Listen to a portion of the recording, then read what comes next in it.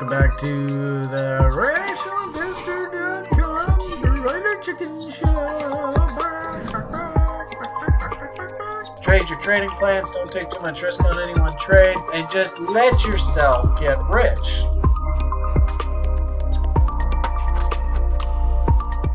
Hello, everybody. Welcome back to the RationalInvestor.com Broiler Chicken Show. Back, with good old Brian. Back.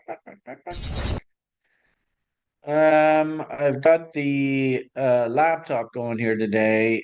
Did the big move, completely exhausted, but unfortunately, I actually need to go get a couple more extension cords because I'm lacking power facilities in the office to plug everything in.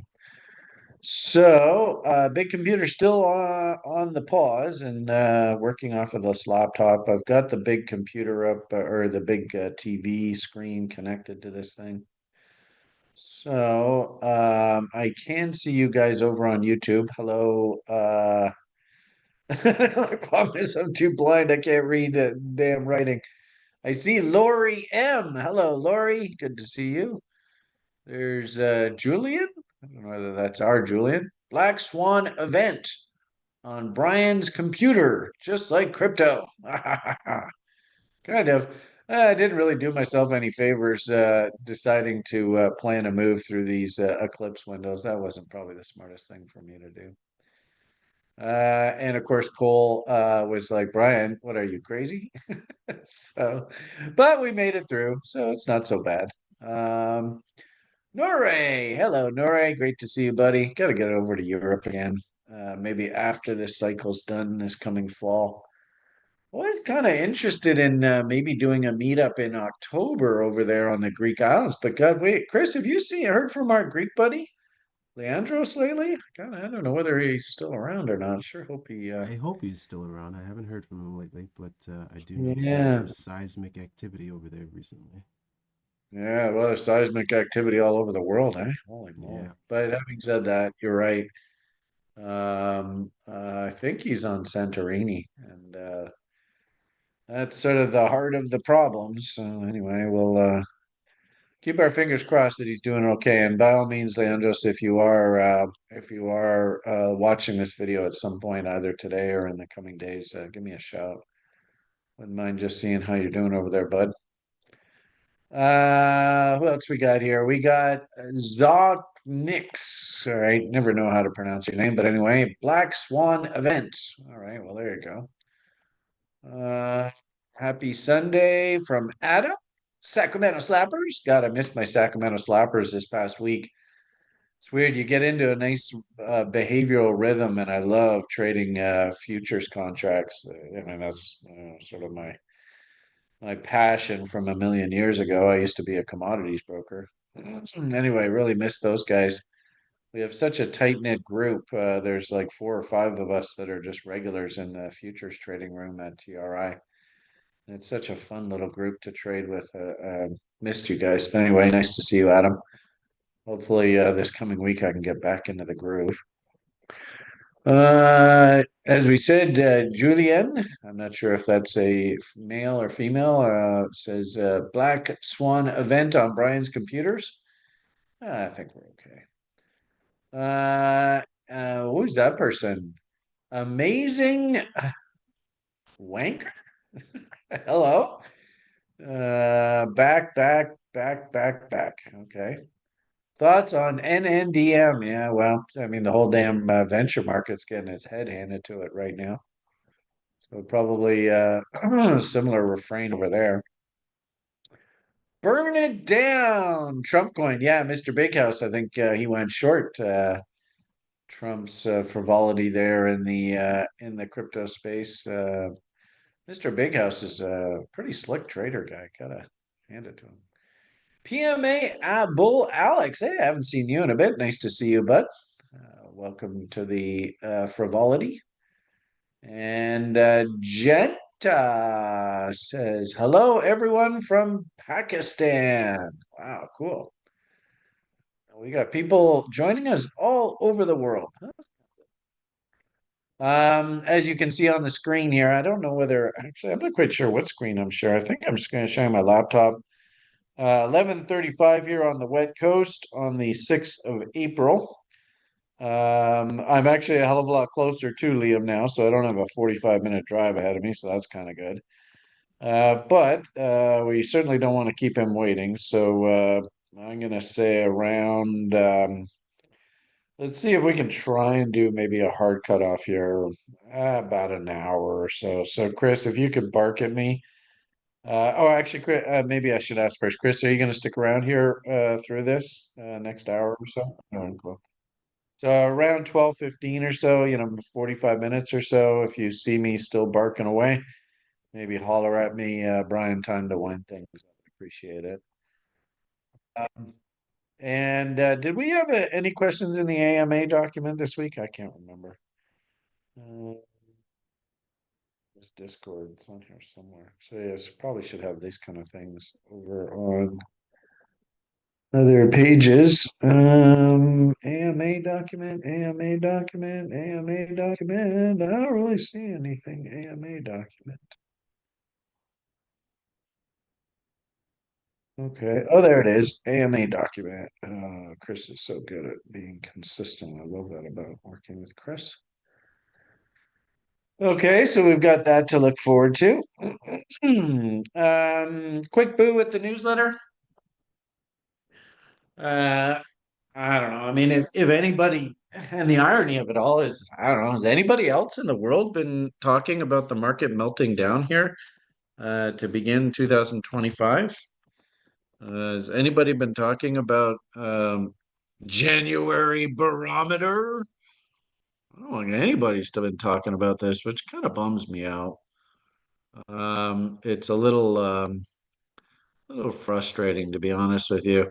Like I haven't heard anybody talking about the fact that I've been expecting this market to come off here and consolidate through the spring and stuff. And yet, how many viewers do we have here? I'm the only fucking person, excuse my French, that has been talking about this, and yet it was absolutely spot on. And of course, we get no viewers. It baffles me. I don't know what the hell I'm doing wrong here. Anyway, if anybody has any suggestions how we can get more people, try to make a positive difference in this world, get this damn message out. Clearly, the analysis is spot on. It's just obviously I'm not kissing the right people's asses or not, something like that. Anyway, so what's the broader market context? What's the broader market message? Well, it's been the same thing we've been talking about for a while. In fact, you can even see breadth here in the crypto space based on our newsletter. Let's zoom in a little bit here so you can see this. Breadth in the crypto space actually broke down here right through the eclipse window and gave a little bit of a head fake move up here, but you can see fast was clearly below slow, and it's still below slow. But I will say that crypto actually is looking nicely washed out here. And this is exactly what you want to see from these oscillators if you're thinking about actually risking your hard-earned money in the marketplace. So that's actually a really good sign. And interestingly enough, basically since the end of March, I mean, I'm not going to say we're in a bull market, but I actually haven't seen as much damage in the crypto space as we've been seeing in the broader sphere. And of course, if we zoom on over to our weekly commodity trend survey, the top crypto names that we're following, just in our crypto index, it's only 27 names. You can see there's 17 hunting buys are basically attractive. And there's one name that actually is set up from the weekly commodity trend survey as very, very attractive and just hunting a setup to justify buying.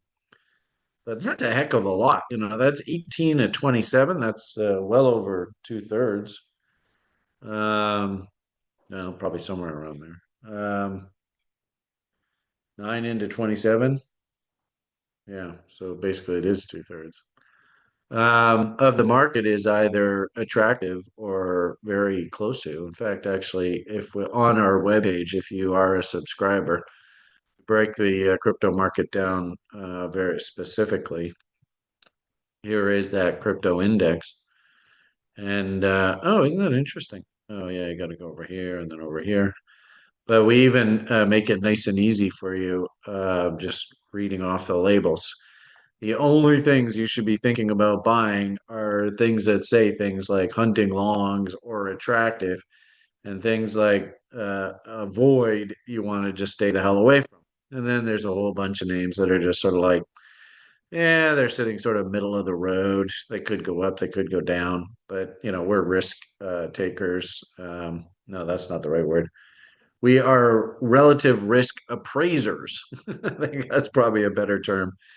And if you're looking at a name that's avoid, odds are, and I think we did this recently. I mean, this mantra story looks great, but on a risk basis, if you come in and buy a name that looks like this, holy free holies, all of this is open air down here.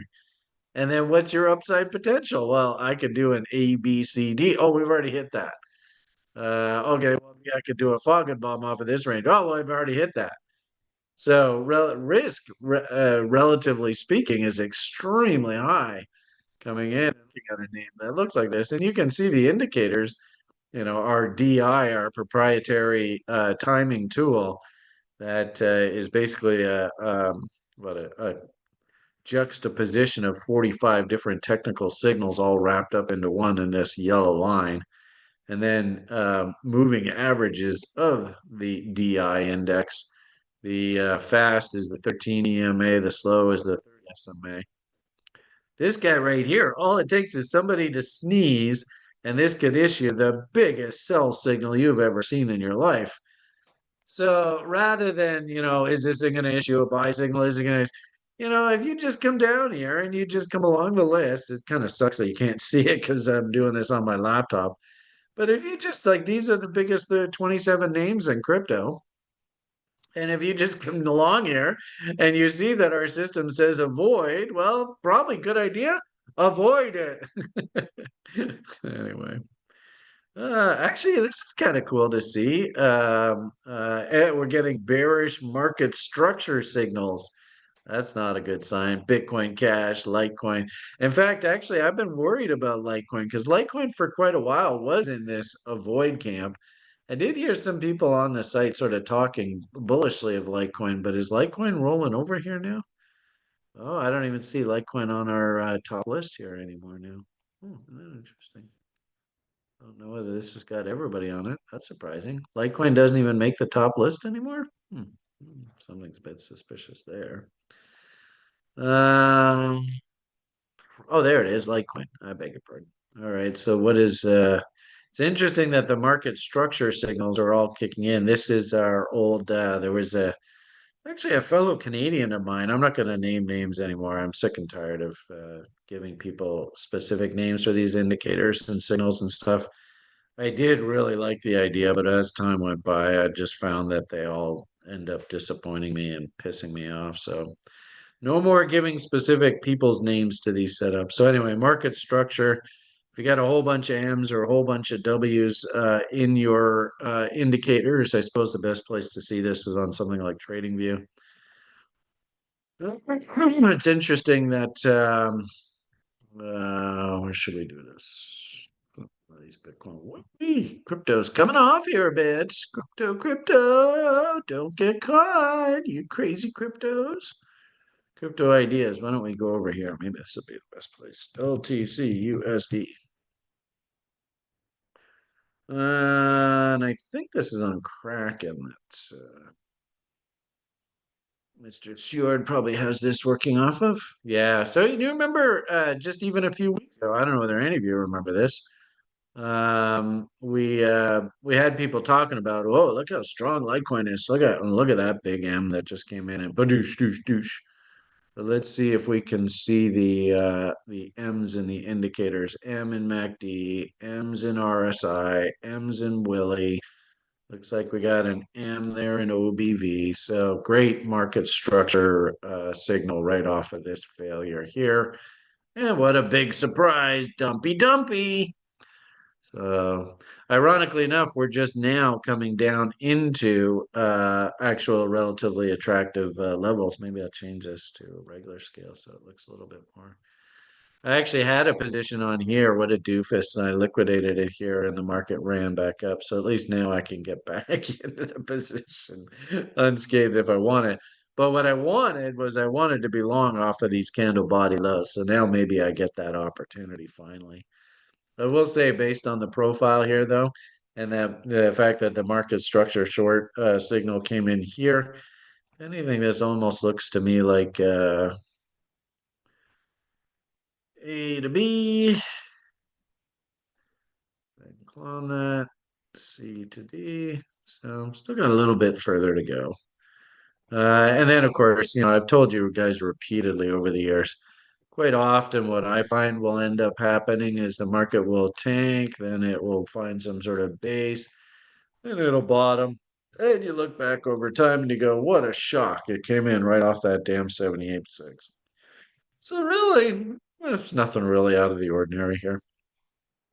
Anyway, the point that I was trying to make here was just simply that unless we actually have this thing spitting out attractive, I think you're probably best just to leave these things alone. Interesting. Where did that Litecoin come in? Did it actually come in as attractive here? There's Bitcoin. It sucks how this thing's off like this. Bitcoin's still a meh. So, the 50% level, right? You can see 50% level here. It's still sitting down to 79,000 here. So sitting up at 82 and change. We still got a little further to go. Isn't that interesting? So Litecoin actually on the system did come up as attractive, I guess, because it's now come down into that I guess, is that lower than 50% of that range? I can't really measure that. But I will tell you, I don't think you got any business stepping in front of that thing right now. And if anything, the way that I want you all to use this is, if we get the attractive reading on this list, my apologies again. Jesus, it's frustrating. You can now start hunting. Do I have indicator confirmation? Do I have price structure? And go, right? So right now, a lot of these names attractive. Well, they're starting to come down into buying windows. But ironically enough, like market structure signal, MSL, market structure lovers, that's what this is labeled. This is all your indicators, right? This is price structure, RSI, OBV. So if these things are spitting out M's, and it'd be interesting to see whether this chart actually shows those indicators. Let's see if it does. No, it doesn't. There's the signal right there. Actually, that's interesting at 82 bucks. I know there is a way. How can I see this? I think we can go like this. And this is just showing you the internal workings of the engine. And then we'll click this, and I think this will load up the indicators. Let's see. Fingers crossed. Survey says, yeah, there we go. Awesome. Okay, so there is the RSI study. There is the OBV study. There is the RSI. There is the OBV. So, and then I guess it was finally looking for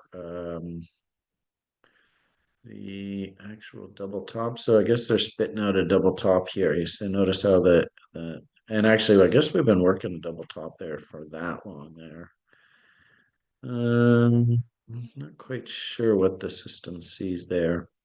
Anyway, long and short of all this is, I guess there's the OBV signal right there, and there's the RSI signal. I think we showed you that earlier, right? So isn't this cool how like there no M or validated in RSI or OBV, but then you move it over and boom, OBV spits up hey, and then RSI spits up hey. Isn't that cool? So it's just highlighting those M's in the indicators. And the simple message, sadly, is if the process is supposed to be the three-step process, supposed to be location, indicator confirmation, price structure, go. We're getting big, ugly, negative, bearish indicator signals here. Not bullish. There's no way we could go through the three-step process and be thinking bullish here right now because this is all bearish. market structure lovers signals. Boo, his boo. Anyway. Well, kind of an interesting tangent to start the conversation off with. But, a lot, and if anything, this is the system working really, really well. And this is what I really want you guys to learn and use. It might take you forever to become like a patient and disciplined technician. I can't tell whether you can actually even achieve that or not. But I will tell you, any technician worth their weight would look at a chart like this and just simply say, look, I can't buy that. It's too expensive. It's already moved up. And, you could take the conversation to the next level. Well, we got big fractals here, and this looks like a bear ABCD. The indicator, actually, the DI even flashed an overbought condition there. This thing could potentially M out until I actually start seeing W's in the indicators, W's in price. I just got to leave this damn thing alone. So anyway, um, let's head back to our dashboard. Interesting. OKB. I think I saw it. I guess if I'm not mistaken, CZ is out on the talking circuit over there in Hong Kong. Chris and I were reading a little bit about that. And I will say, man, SOL, ETH, all that layer two stuff. Oh man, looking very, very tough here right now. So I don't know whether OKB. In fact, I don't even know exactly what this is. I should probably just refrain from commenting. Yeah, looks like that's it's trying to do an ABCD. It's probably nothing I'd be interested in. I've talked to you. This interesting analogy of the moving average is actually nice and positive here. And actually might even get a nice rainbow cross there in the indicator. So might be interesting.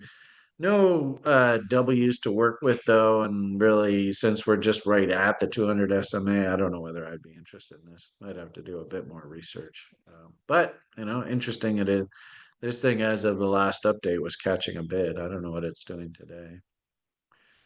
Let's try and get back on topic here. Sorry, I got a little off topic there. The point here is, in the broader market, interesting. There are, I guess about 10% of the names in the S&P 500 that are looking relatively attractive. I think I went and picked up one of these names, Moderna call options, and it was a bull call spread, just basically purely on a descending wedge pattern that looked interesting to me. I had a couple other names that perked interest, but obviously with the broader market looking as unhappy as it is, I don't know. I think if anything, maybe best just to let the dust settle here and let's see some bigger sort of W's come in on the stock market. If anything, what I'm almost thinking here, when we look at crypto, we see sort of that M and then the 13 EMA, or this is the fast breadth indicator breaking below the slow, and then this long grinding top as everything slowly over. I have a funny feeling that you can see that the exact same thing is happening in the stock market. It's just that it looks like crypto is about, I'm going to say maybe about 2 or 3 weeks ahead of the broader stock market. And actually, I like that thinking because I've often suggested that crypto, I think, is actually a really, really good leading indicator for our society and our economy. So, does that imply that the stock market probably has to look something like this over the next month or so before it can actually find a bottom and turn back up? Yeah, I actually am very comfortable with that thinking. And if we head back on over to our January barometer study, I always like this as sort of like just an affirmation of what we're seeing in the marketplace. Well, this is what our January barometer suggested what was going to happen through the course of 2025.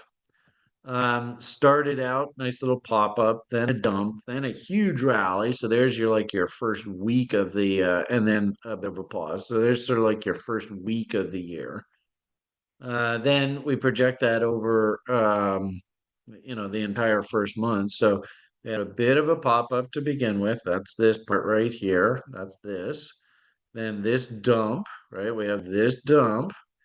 Then we have a huge rally, which takes us to new highs. That's what this is. And then we have sort of a malaise into the end of the reporting period, which I think is what this is. So, big pop, pull back, big pop, pull back. I don't think it's an accident that the market kind of went sideways through the eclipse window and consolidated a little bit. What was interesting from our breadth indicators was things were actually getting pretty oversold here. And we were kind of thinking in the short term basis, maybe there's going to be some sort of market bottom. And sure enough, through that, what was it? I guess about 2 or 3 week period, we just had the market kind of clean itself up, right? It got out of the oversold condition. People kind of forgot about all the tariff stuff because remember there was that sort of foray about tariffs over here. And then, oh, we're going to put everything off to April 2nd. What a coincidence. April 2nd was right after the eclipse window was over and after the Fed and after the big monthly or actually quarterly options expiry. And of course, that March options expiry is a huge event in the stock market. And of course, also, too, after the Ides of March. So, very interesting that they pushed everything onto the other side of this window.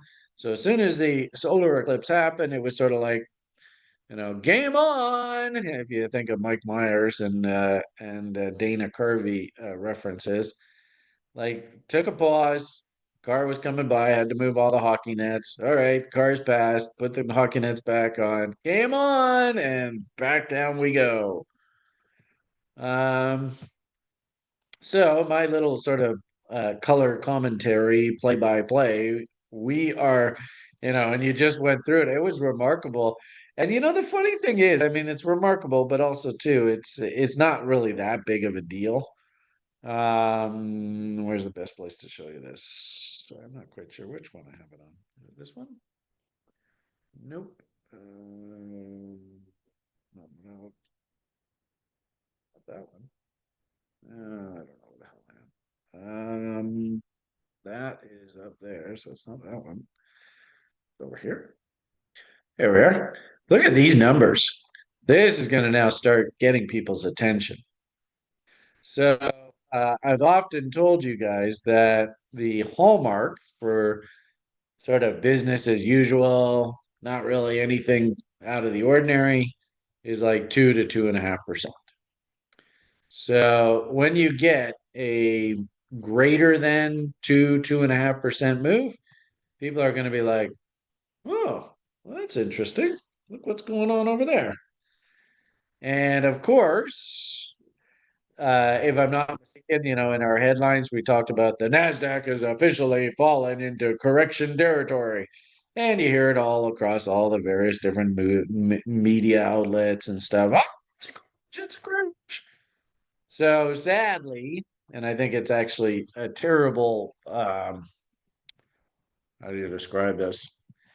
It's a terrible failing of our society, but mom and pop, they're busy with their own lives. They got the kids, they got soccer camp, they got the Masons are meeting this week. They got oh boy, there's a big quarterly report due. I gotta get that done for the boss, right? Almost everybody in this world doesn't give a crap about the stock market. It's only weirdos like me that obsess about this stuff. Um, they're only going to start paying attention when they see this. But the problem is does that look like that's the beginning of the move or the end of the move? Maybe what we should do is just pull up an actual S&P 500 chart and you tell me.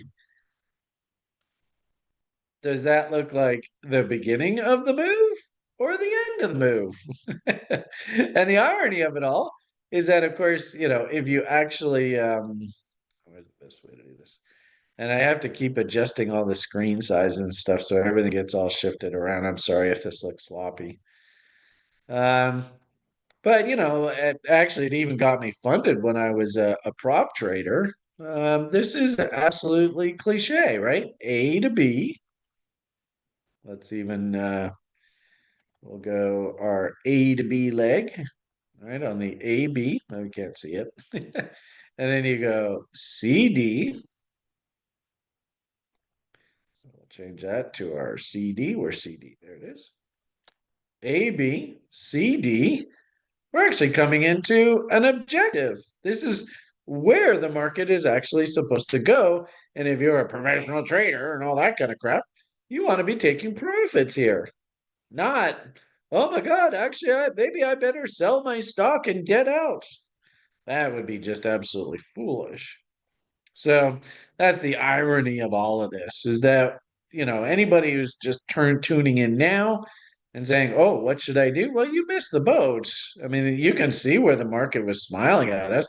There is Joey Diamond, right, in all his glory. Geez, don't hear too much about him anymore, eh? But there he is, staring us in the face, smiling at us.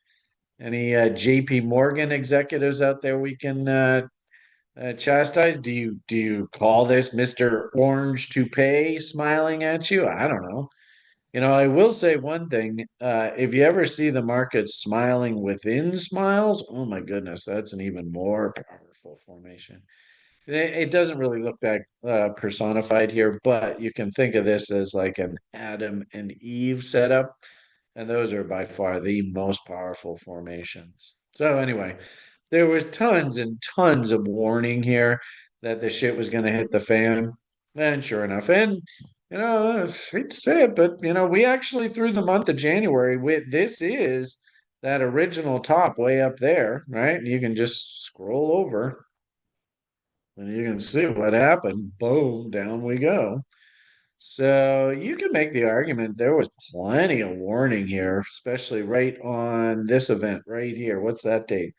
February 25th. On February 25th, you had all the warning in the world that the shit was just about to hit the fan. So anyway, it is what it is. What I would just simply say is tuning into the TV now, newspaper, internet, whatever, listening to the talking heads talking about the market crashing and all that. First and foremost, I don't think that this is a crash. This isn't anywhere near a crash because, that the sad thing is that they only call it a crash after the market has gone up like a bazillion percent. I mean, this is just here is where we were before this whole con job of the goddamn sickness. We were right here. So are you trying to tell me? I mean, in all honesty, come on, folks. And of course, I'm preaching to the choir here. So anybody listening to this, I'm not really chastising you. I'm more talking about stupid, politicians and all that crap and stuff. I mean, is your life really that much better? Right? This is where the sickness was. And, this is where Donnie came into office. 80% increase in the stock market. Well, I guess, yeah, right there. Right? That's when he came into office. 80% increase in the stock market just from the sickness peaks. If we actually measure from I'll sacrifice my life to save capitalism, 163% move up. And people are talking about the stock market, quote unquote, crashing because we were giving this back here. Is that really a crash? Come on. If anything, what I used to talk to people about, I don't know whether I can show you this, but this is actually stunningly cliche, except these cocksuckers, excuse my French, they don't I actually think that the data that the public is given is highly manipulated to make sure that you can't play connect the dots here. It's actually very difficult for you to go back and look in history and go, oh, gee whiz, this is basically the same thing that always happens.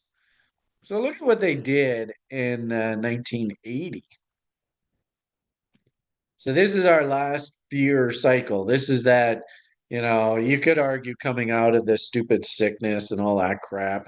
Um, like if we just did a measured move from that high back down to this low, And we just said, what's a 50% rule? Not crash, just what would be a good thing healthily that if the market does this, then we know that the excess of the market is cleaned out.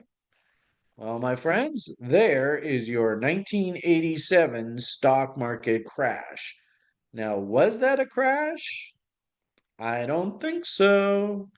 I think it was these people who bought all the way heading up here. They were suckers and they got their heads handed to them because they chased. And this is why, kind of like what I just showed you with that one cryptocurrency, where on our time tested, keep you honest, don't overthink this stuff. That damn page go. uh, don't get yourself into trouble. Don't go and buy names that are substantially above their 50% rules, right? There's 50% rule. Don't go and buy these names. And if you need help, just follow the guide. If it says avoid, well, probably best not to go and buy those names. And I can tell you, like 6, 8 months ago, man, there were tons and tons of names in the crypto space that had avoid written all over it, including your beloved Bitcoin. That is kind of interesting how Bitcoin now has gotten to the point here where it's just a meh. Because keep in mind, Bitcoin for a while was looking like, you know what, you better leave it alone. So this is the same logic. When you're sitting way up top here and you see the 50% level down here, and hell, you could even, if it's just over a 52-week period, I mean, this is 87. So we go back to 86. If you're sitting up here and you see the 50% level down here, that would be the weekly commodity trend survey. Well, just don't get involved. And then, of course, at this point, you probably get it go meh. Then at this point, the indicator starts saying attractive. And then where does the W come in? Well, it turns out the W here, down, up, down, breakout. W comes in here. It may feel like a difficult trade to take, but that was the buy signal. And sure enough, if you were long that and you sold half on a double or whatever and held on to the rest for the rest of your life, stop at scratch, it never came back. You'd still be long this position right in here all the way to today. So, what's to say that the same thing can't happen again? Let's just do a 50% retracement of whatever the past year is, right? So 25, 24, looks like it's that low there. So now we are now officially at the meh. All right. It's not stupid like avoid. You're an idiot for stepping in here. It's a meh. It's okay. It's no buy signal, but at least now you can start hunting buys. And if we get a nice, polite, yeah, give me a nice W in here, you might get one hell of a buy signal here, and you might long for the rest of your life. Anyway, blah blah blah, lots of rhetoric. I don't really see anything special going on here. What I think's happened here was that the market was extremely stretched. And I think they're just cleaning up this market. I mean, hell, you want to keep it really simple, just throw, and this is the reason why I love these moving averages because they're so absolutely scalable. 200 period moving average, 30 period moving average, 13 period moving average. And I often tell you guys, if you ever see the 13 cross the 30, that's a very bearish signal for investors. You can see when it crossed bullish here and stayed bull the whole way up here. You can see it crossed bearish here very slightly. So at this point here, this was sort of like, oh boy, I don't know what's going to happen here. All right, turns out we're okay. Everything's fine. Back to the bull we go. Well, we just gotta, I don't know what's going to happen here. Let's see. Only time will tell. I would be very, very cautious here. And frankly speaking, I think for investors, you can see the M. It's as plain as day. I think you actually did get a pretty good sell signal there on the structural break of those lows in there with the moving average cross. Problem is you can't come in and here now. We're way after the fact. And it might take a while for this thing to clean itself up. I'm not going to sugarcoat this, folks. We've done some pretty significant technical damage on these major indexes. Now, the one thing I would say is price likes to hug the 13 EMA. I mean, you can see how tight it is. And when we start losing the 13 EMA, look how price likes to snap back to it. And even in here, not so much, but snap back. But here, snap back. Probably when we're actually in bear mode, this one would probably be a good example. So notice we're all the way down here. The moving averages across bearish, snap back. Bam, right back into moving average resistance. Moving averages still remain bearish. There's no bullish turn here yet, but you get that snapback. Same thing here. Little bit dump, panic dump, snapback.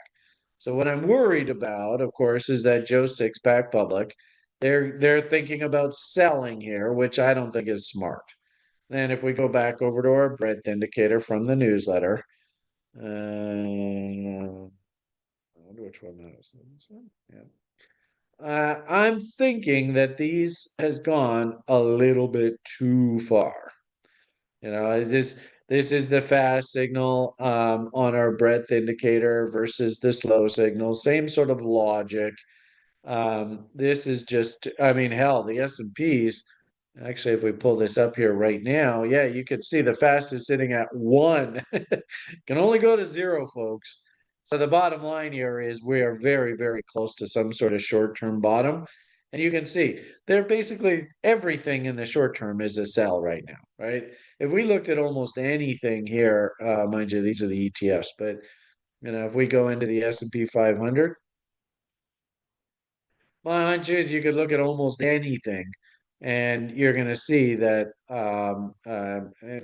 just well, here we just random ADP. Let's see what we got.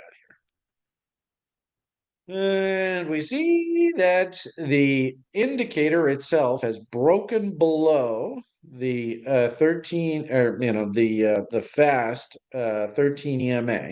So that's what's issuing that short-term sell signal. And like we said, over on that breadth, right over here, that's this red as just one example, right? Everything is broken below that 13 EMA off of the indicator itself. But notice the 13 EMA is still above the 30 SMA. So that's why this is still stubbornly high here. Now, what I wouldn't be surprised is notice we're coming into the 200 SMA, and I often tell you guys, if you want to hunt short ideas, we have a screener on the site. Like right here's a really good example. That's a bearish engulfing bar. If you like bearish engulfing bars, I love key reversals, same sort of idea, but this is like a classic Japanese candlestick sell pattern if we break this low. So that break of that low there, that sets up this short. So the point I'm trying to make here is what I often suggest people, especially in future videos, I'll go through just showing you how to use this screener to its utmost effect. But if you pulled up a screener and said, "Show me names that are substantially above the 200 SMA as potential short ideas," well, this probably would have come up here. But notice, boink, look where we are. My hunch here, and it's interesting how all of the media, like if we go to the actual talking heads, that's one thing I do like about this platform. The way that we have it set up is we can just pull up and the reason why I have this news is I just want to see what the public is thinking here. So what I saw was a whole bunch of, oh my God, it's going to be a Black Monday. And unfortunately, when they set the public up like that, usually actually the market goes the exact opposite direction. So of course, now just doing this on the fly, I probably should have had this all ready to go. But I saw lots of articles earlier when I was looking through this for references to Black Monday and all that kind of talk. I don't see anything here. Where can I do this? Let's go. Hmm. Actually, I think it was even, and this place is even worse, right? Actually, I don't know what I'm showing. Yeah, okay, I think I'm showing the right screen, right? When I woke up, yeah, look at that. So the number one thing right there, and Alan here, of course, all of that talk that I just said earlier. Let's get mom and pop freaked out. The whole point of social media is to push your anxiety triggers, and he wants you to click, he wants you to watch, he wants you to read. So he's going to encourage you to start freaking out that it's going to be an absolute disaster and the whole stock market is crashing. And yet, the irony of it all is that this is the end of the move, not the beginning of the move, like this ADP here. If we hit this 200 SMA, I can guarantee you for a lot of stock market participants, that's a profit taking event. That's not a sell event.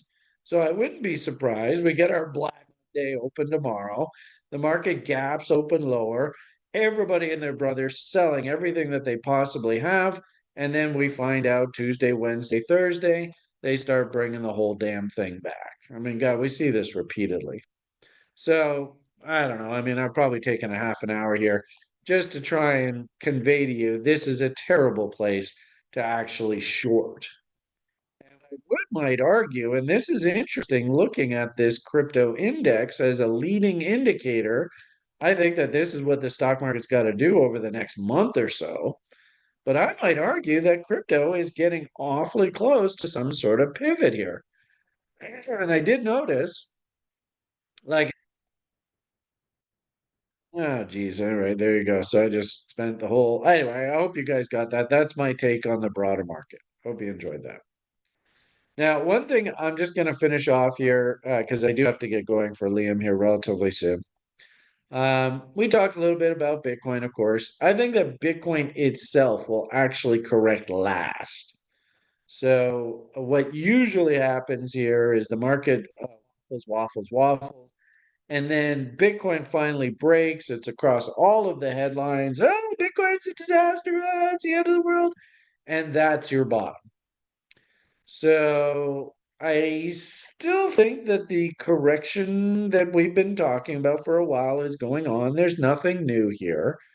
I didn't really want to spend a lot of time on Bitcoin because, frankly speaking, I've everything that I've said to you, all of you, over the past, I don't know, month or so, nothing's changed. In fact, I would even say a couple months. And ironically enough, one of the guys that I like to listen to, good old Tom Lee, he was on one of these talking head channels. And frankly speaking, I'm a little disappointed in Joe Kernan. I mean, the guy's been at this job forever. I'm actually surprised that he still comes out with some of the things that he does on CNBC. I can understand some of the newer anchors are not nearly as educated, but Joe Kernan's been in this business forever. He should know better. I'm a little surprised at his uh, what do we want to call it? Projected ignorance. I think he's a lot smarter than he's saying. But anyway, that's here nor there. Anyway, analyst that seems that I like and seems to be fairly knowledgeable. Good old Tom Lee. He's been saying all along here, I've been looking for, and his correction window is 60 to 70,000. I don't see any reason why we won't hit that. It seems perfectly logical. Keep in mind, the most recent W was over here back last August, September. And as I pointed out in this particular tweet, what I think's happening here is because Bitcoin is securitized, they're not going to knock it down very quickly and then put in a long, slow bull market where everybody gets rich. We're not in that kind of environment anymore. This is very, very different world. Now that Bitcoin's been securitized, now what you get is long rolling tops that are encouraged to get the public both frustrated and impatient and really to get them each of these little rallies to make them think that this is the next bull market. You got to go buy more. You got to go. If you don't buy now, you missed it. You got to buy. And really, I might argue just wait for the damn W's, right? As long as we keep making M's and you don't see any W structure, it's fascinating. As soon as Bitcoin went down, up, down, breakouts, all of that conversation started to change. Now, maybe you're a clothesline person, so you're like, okay, this was a lower close here, then up, then down. It's kind of a shallow correction, but nonetheless, we went up and closed up here. Okay, fine, I get my buy signal here. I don't really care. 6 of one, half dozen the other. Just show me W's. So, we have any W's here yet? Unfortunately, the answer is no. Interesting how the moving averages, just like we had last year, they've actually contracted fairly quickly. It'll be interesting to see. Now, this candle alone is gravestone doji and could be called a shooting star as well. Very bearish candle. I don't know how we're going to finish today. My hunch here is we're probably going to finish something like this, but I did see that as we were getting ready to do the video here today, that price was also coming off a bit more here. So they might take they're taking the gravestone doji back. If you are a bull and you're thinking this is the bottom, I'm not joining you there. But if you are a bull and you think this is the bottom, this low here of what's that number? 7660 has to hold. I don't think it will. And based on how they're going to have the media come out, Black Monday, everybody and their brother, probably interesting to watch how the Chinese markets open up and the Japanese market and all that. My hunch is everybody's going to be in full on bear, sell, throw the baby out with the bathwater mode.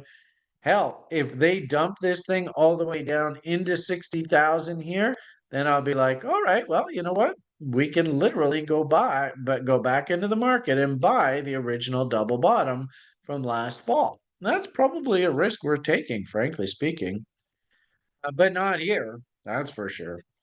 And if anything, A, B, C, D, I like the idea that we're probably going to bottom here. We're somewhere around 62,000. And what probably happens, this is just Brian totally conjecturing here, no guarantees to the management. Who knows what the fuck's going to happen? Only time will tell. But my hunch here is that we just come down and we kiss this trend line from the other side. That often happens. It's not really out of the ordinary. I also really like this tail right in here. There is a whole bunch of trap bears. Remember we said, where was that clothesline breakout where actually it made higher highs and higher lows on a clothesline? That right there is your institutional fingerprint from the last cycle, the bar that made the low plus the preceding bar. So there's a whole bunch of trap bears right in that tail there that would love to get released. And my hunch is a dump into that tail marks your panic low. So that tail goes all the way down to 58,867. I like that tail somewhere. Somebody write that down.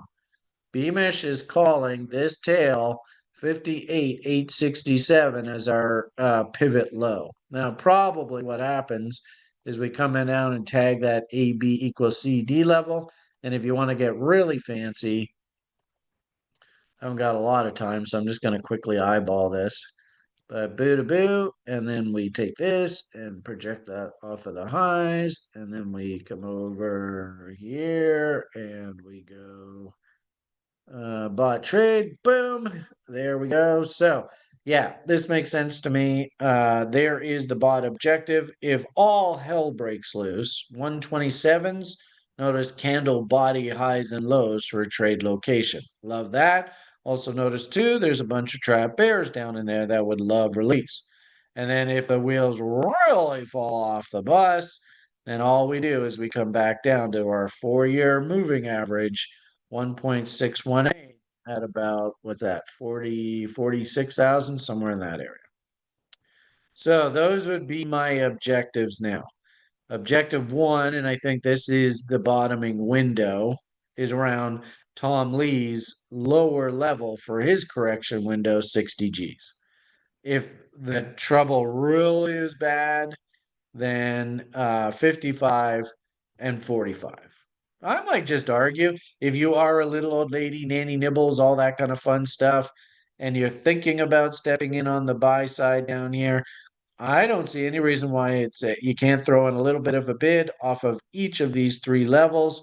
And if Bitcoin just absolutely pukes out, and of course, people who bought up here absolutely destroyed, you're in there slowly accumulating on that dump into this massive moock. I actually like the strategy. That makes sense to me. And I hate to say it, but I will. Good old Tom Lee, and I'm totally in the same camp. I don't know whether we can really reach our 250 objective. That might be a bit of a stretch, but you can see off of this original A, B, C, D that we drew, 100% if this move does complete itself into next fall's pivot, it's 235,000. I do think that off of this range, boom, boom, boom, boom. This is the parking garage up around 160. I like that. There's also a 4669 and 877. So what I would just simply say is my expectation into next fall is looking for a rally window somewhere up in there. I don't see anything out of the ordinary. And if you sort of, just play hopscotch here, what do we do? I guess we can just do a line here. I mean, it's all it is boom, boom, boom, boom, boom, boom, boom, boom. I mean, if we look back over time, maybe we even see something like that. If we look back over time and that's what we saw, I don't think anybody should be shocked. That's pretty just looks like just a normal, healthy bull market to me. Maybe we only top there. I don't know. Maybe we top up there. Maybe we go all the way up there. Maybe we go all the way up there. I don't know. But and this is basically what Tom's outlook is. Look for a pivot somewhere around 60, 70, and then the rally peak into this cycle, the 4-year cycle pivot. That's basically this image. I don't see any reason why this can't happen. I've talked to you repeatedly, and this is the last comment I'll make on this. I think that we're in a repeat of this 16-17 cycle where repeatedly, this is off of a log scale, but repeatedly 50% retracement, 50% retracement, 50% retracement. Why would this time be any different? I mean, it's just business as usual. Gotta have the right chart on the screen. Where'd it go? Yeah. So awfully hard to see here. But in essence, actually, I think we can just go off of this range. We change this to 50% roll. Where are we here? Where's the darn thing? There it is. 50%. Boom. Oh, what a surprise. There's 50%. That's right where we are right now. In fact, actually, that's good old TRI right on the thing. And that's why TRI, the weekly commodity trend survey, goes, okay, it's a meh right now. You're not walking into a buzz saw like stupid idiots who buy up top here right into profit taking objectives. That's just dumb. But now it's sort of like a meh. We're not really overbought. We're not really oversold. We're just sort of middle of the road. Not really shocking at all. Anyway, hope you enjoyed all that. Total market cap, yeah, it's looking a little bit tough. I've been talking to you guys. This will be my comment with regard to altcoins. Yeah, I think this is our trading range. And so, yeah, looking for a dump down into the bottom of the trading range. Got a whole bunch of levels to shoot for here. I think that that's what's going to happen here. Here we are right now, A, B, C, D. So we're down to those levels now. And the fact that we're losing the 100% of the A, B, C, D, that's what this level was. This kind of looks to me like maybe we need to take a serious run at these lows. So we won't know that this is actually a bull until you actually start seeing W's, and there ain't no W's there, folks, not yet. So you're just gonna have to be patient. And of course, we all know Brian's birthday. Where the hell's that? That's over here. So I wouldn't be surprised, to be honest with you, that we just march our way along this trend line for the next little while. I could easily see something like that. That would not surprise me one bit. So that's unfortunately your path here in the short term. Not a hell of a lot to be bullish about. Just slow and steady. If you are nanny nibblers and you're just nibbling away, great. Thing to change there. It's just, when the market starts face ripping, and it's kind of cool to see Litecoin finally back down into buying windows. I might go and actually buy some Litecoin. You can see where I got my standard working, so still got a little ways to go. But there's tons of names that look like this. We are finally down into buying windows. I suppose we should probably leave off with a good old look at Allen and Dog. I won't touch Tesla here in this video, but here's good old dog money as yet another example of an altcoin cryptocurrency. Uh, Not a good idea to be chasing, and those people that chased, I sure hope they learned a valuable lesson there. I've talked to you repeatedly about how quite often the market will ultimately bottom right off my 78.6. I think that's what they're going to do here. So I don't know whether this is the bottom. We put in kind of a funny little A, B, C, D, and it actually did hit that profit objective. That's that 1.0 right there. So now back down. Blech. Uh, for me to know that we have a bottom in here, we need to see down, up, down, breakout. Until we see that, I don't know whether there's a bottom. So we did the down, we did the up, we did the down. Are you going to hold these lows, you son of a gun? And then we'd have to see the breakout. And even if you just said, look, at all I'm going to do is I'm just going to wait for this to happen. And people are going to be like, oh, it's the lows, oh, you missed this, you can see it. Well, as you can see, anybody who chased this up here, not a good idea. And I don't know whether this thing's actually bottom. I love Nanny Nibbles because now you can see we are now coming into venture cap reload zones. There's good old Julian's favorite fib. So this is a great place to nibble away here, but there is no quote unquote trade here just yet. Okay, what time is it? 12:30. All right.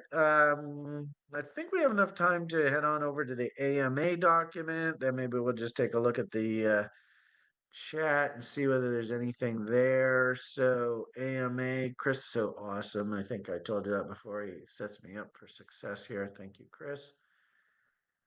Never did talk about bonds. I absolutely love the look of bonds, but we just don't have enough time. Maybe I'll circle back around and see after we go through these. Oh boy, look at all these questions. Oh boy, I'm going to be busy here. Banana USDT on Mex. Oh boy, there's got trouble written all over it. Let's see what you got here. Problem here is in this kind of environment, you have to be really careful about fundamentals. So, the one thing I love about proof of work is you can actually come up with a value for your asset. How on earth am I supposed to figure out what a fundamental value of a name like banana is worth? I have no idea how you're going to do that. There is the entire price chart on this DEX screener. And it's got a grand total of about a year, maybe a year and a half life. That's not a lot.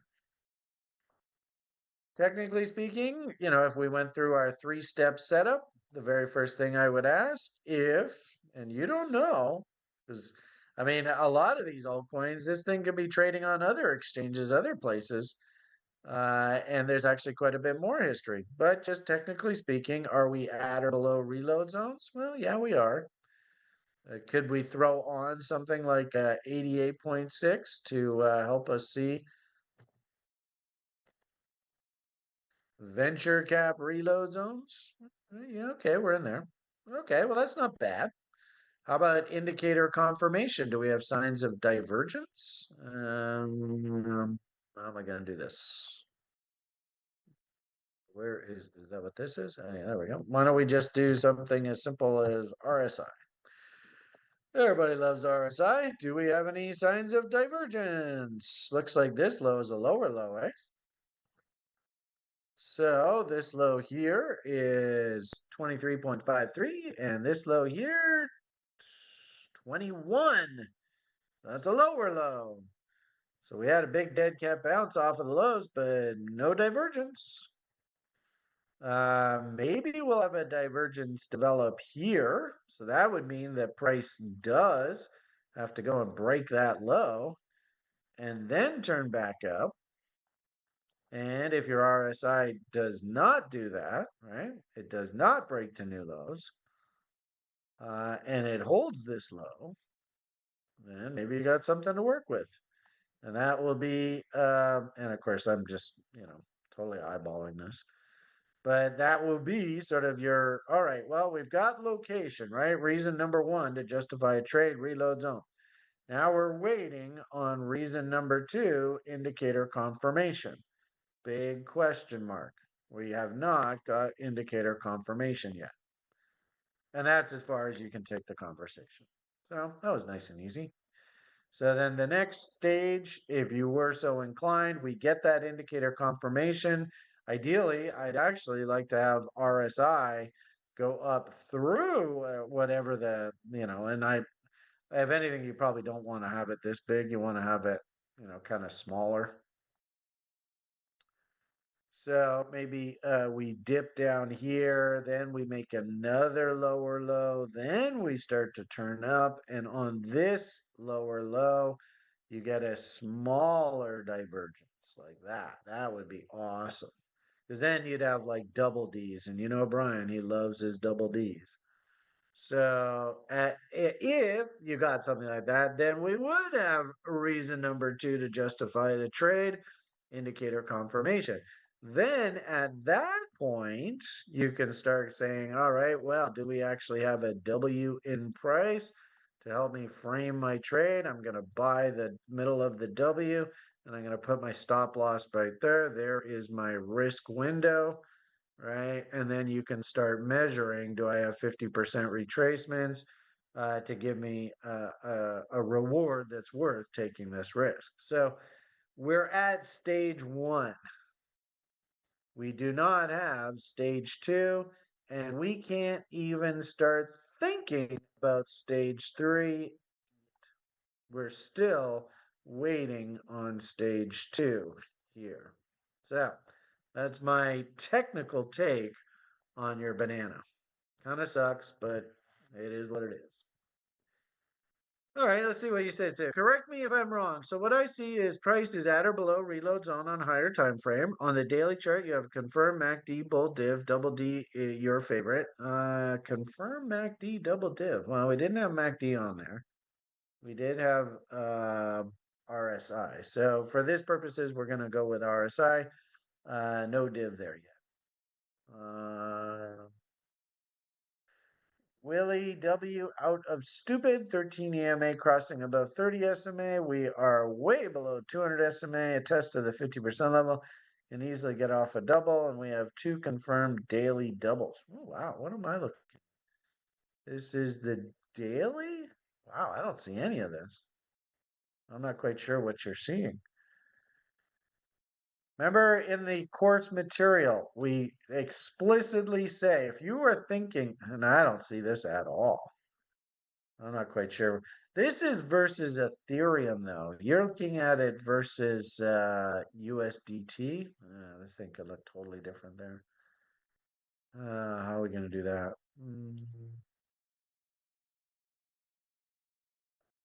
All right, I'm looking at one thing, I guess, and you're looking at this over here. Very different. So let's see. Maybe this looks better over here. I don't know. And this is on MEX. Crypto.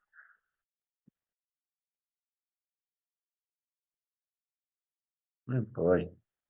How far down the food chain you gotta go here? What time is it? 12:39. I don't even see this. Maybe I gotta get rid of that thing. There it is. Okay. Banana gun? Is that what this thing is? All right. Yeah.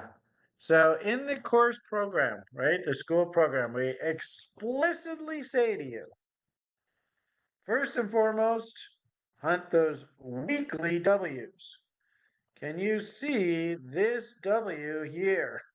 That, my friends, is a powerful W. And sure enough, when it broke out through that, notice look how it went up a little bit. It gave the opportunity to get long, and then it actually backed off and it paused there. So you can't even say you didn't even get the opportunity to get in. It just took off.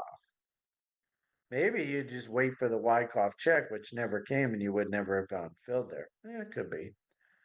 But the point here is that is a beautiful W. Now, what we say in the education program is ask yourself, what would your grade 3 English teacher say to you if you were asked to go up to the chalkboard and draw the letter W on the chalkboard and you did that? Would the English teacher be happy with you? I think so. Probably got a pretty good grade, maybe like a B, B plus, because you kind of screwed up here, but that's Brian. Never was a straight A student. But well, you just said you had W's here? I don't see that. So the this is something I think you're gonna have to learn over time. If I went up to the chalkboard and I drew for Miss Jones my W and it looked like that, what would she say? Do I get an A plus for that W? No, that's crap. We want our W's to look like W's. So, this is something you might need to spend time actually getting good at seeing. Now, can you see how we are now making that very wide W pattern? That's what we want to see. And then, like I said, what we really want to see, and especially for you level oneers and you new people to this, what we want to see are the weekly W's. And now, hopefully, when we look at this weekly chart, you see, well, Brian, it actually does look like they're trying to make a W here. There's that big, wide weekly W. Then we also say we want to see W's on other sides of trend lines. But what you really have to do is get to level 2, because keep in mind, you're never going to learn technical analysis just taking a 12-week program. TRI's full program from beginning to end is actually 48 weeks of lectures. 48 weeks. That's a lot of people. I just looked up at the screen. Oh, maybe there's not that many people. I saw 234. I think that's the first. Oh, we got 77 viewers here right now. Anyway, so the entire education program at TRI that I put together, and actually I helped with Zach, um, it's what is that? 48 weeks? That's almost a full year every single week, grinding away and brand new material. Well, in a level 2, and I would argue if you really want to be a good trader and you want to get all it, because you're going to need to understand what gaps are. You're going to need to understand how to trade with trend lines. You're going to need to understand how to use moving averages. 12 weeks is not enough time to teach you how to build a trading plan, learn how to get in touch with yourself as an investor, learn some really basic setups like things like El Tangonator, understand concepts like divergence. You just can't learn all of it in just 12 weeks. That's why the education program is as long as it is. I mean, this is 35 bloody years of my life here. So, anyway, the point of the matter here is level 2. We specifically, with thanks through Marat, because he's so freaking awesome, he basically is captain level 2, teaching you all about how to trade with trend lines. And of course, he's a GAN aficionado. And actually, it was cool to see a lot of people in the lounge talking WD GAN this week. Maybe it's time we get Marat back on the DB and talking a little bit about GAN. But I might argue that if this W can fire here now, on the other side of this validated trend line, that now is your buy signal right there. And odds are we probably got to come up and bang up against this trend line. And then if this really is a bull, we have to wait for a W on the other side of that trend line, like so. But is there potential that you could buy this level and sell this level and make money? That's 27. And oh, what a coincidence, that's 61.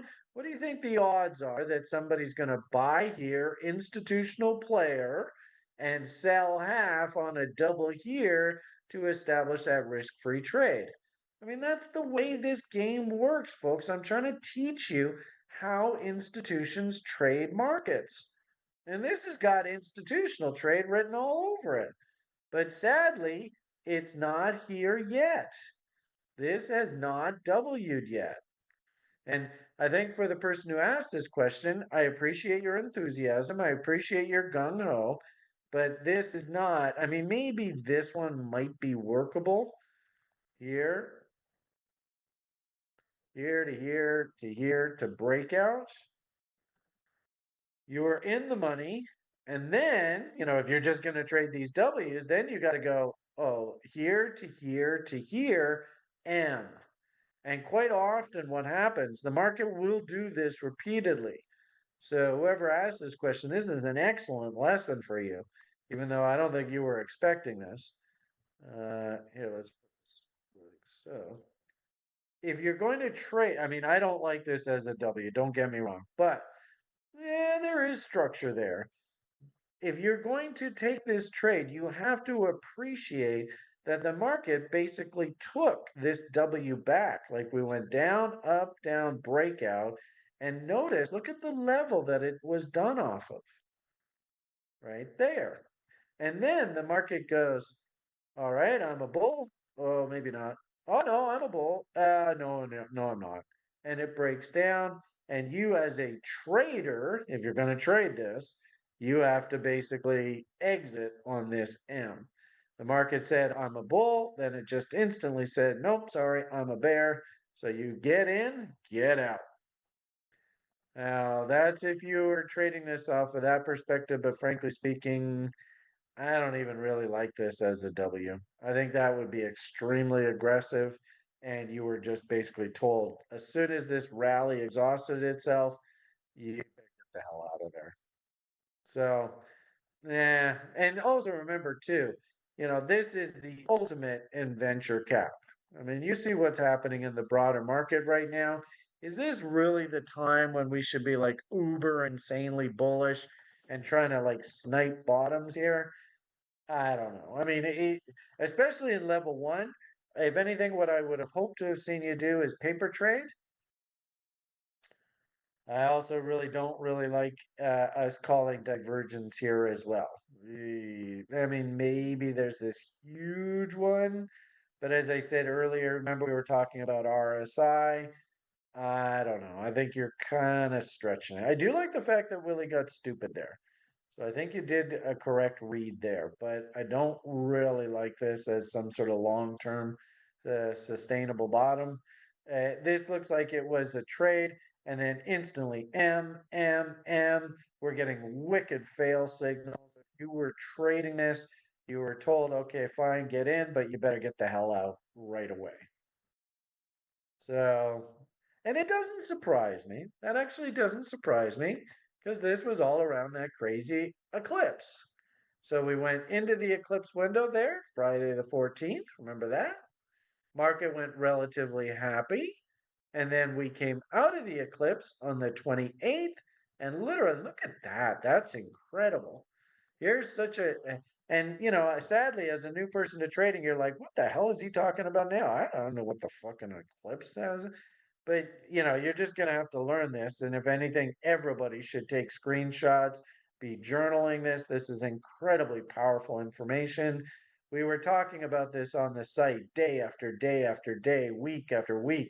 Cole Stradamus was coming in and barking at you. You have to be very careful through these eclipse windows because this was bullshit, right? The perceived bottom that came in at the beginning of this, once that eclipse, solar eclipse happened, like that was literally the day that you should have been selling this thing and getting the whole out. And this whole rally was just bullshit. And if anything, what scares me is that the market was heading down really violently. It was getting stupidly oversold. Willie RSI even printed pretty low there, oversold. MACD going div. But then we went into the eclipse, and it was sort of like this is the okay, everybody take a deep breath, just calm. Think of this as a hurricane, right? This is one side of the hurricane. This is the eye of the hurricane in it. And now we're coming out the other side of the eye. And now we probably have to go through a very similar pattern like we just went through. Now, you want to nanny nibble this? You want a little old lady this? Totally fine with that. No problem with that kind of thinking whatsoever. It's just, are you actually a little old lady? Will you head off to Canasta and not really give a shit about what's going on in the market? Yeah, you put less than 5% of your stake into this thing, and you're just going to let it work. I've heard great things about bananas. And at some point down the road, it turns out they have this mission statement that into the fall of 2025, they plan to reinvent the wheel, blah, blah, blah, blah, blah. And you're just in there accumulating the position here. Don't take too much risk, right? Little 1% nibbles maybe of your portfolio as you're working your way along here. I have no problem with that whatsoever. But at a timing trade, you have to wait for a serious W to actually come in. And the easiest way for you to do that is see that is get off the lower time frame charts and just look for those weekly W's. All right, I think I talked that thing into the ground. Hope you enjoyed that rant and got some value out of that. You're not bad. I mean, if anything, I like the fact that you're asking, Rob. Very good. And really, in this level one, you should be paper trading away and use my input. And let's talk more about this. Maybe in the daily brief request room for tomorrow, just say, okay, Brian, I heard what you said yesterday. This is also what I was thinking. What do you think of that? So excellent. You're heading in the right direction. Now, Rob, the fact that you understand these concepts, I would like to see you move on to level two because we haven't done any of this kind of conversation in level one. So I think I'd like to see you just continue on your journey, stick around TRI for a full year, keep working, and by the time you get to the end of that year, I think you'll start showing me ideas that I'll go, yep, you know what? I'm totally on board with that. All right, moving on. And of course, give me some follow up here, Rob, and we'll circle back around tomorrow and look at this. All right, next question, and it's 12:53. I have about a half an hour, and then I really have to get out of here because I don't want to be late for Lily. And it only takes me about a half an hour or 20 minutes or so to get to Lily now. So I get you. You guys get a little bit more time. Okay, so let's see what we got here.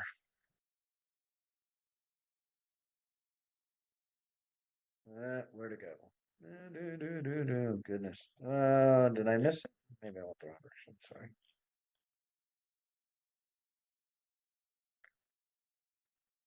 9-3.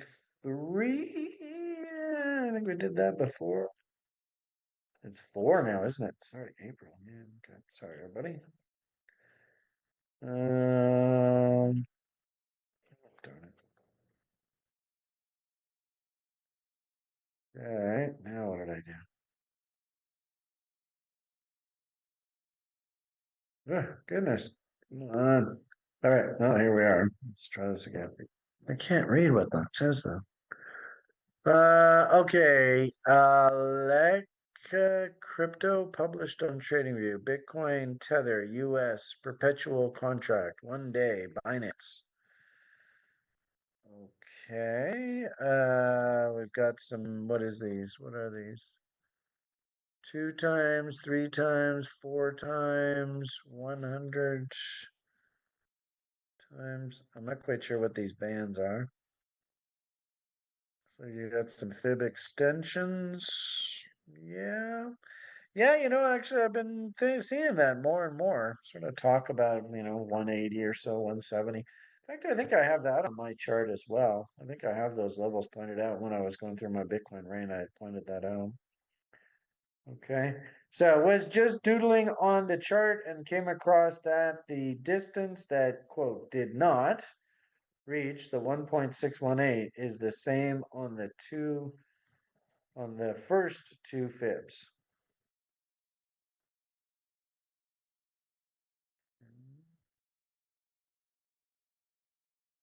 Okay. It topped at that. Also, for the fun drew the distance it pierced through the previous local top at around 50K, small red box with a first up arrow. I don't, is that right there? That box? I don't know what that reference is to.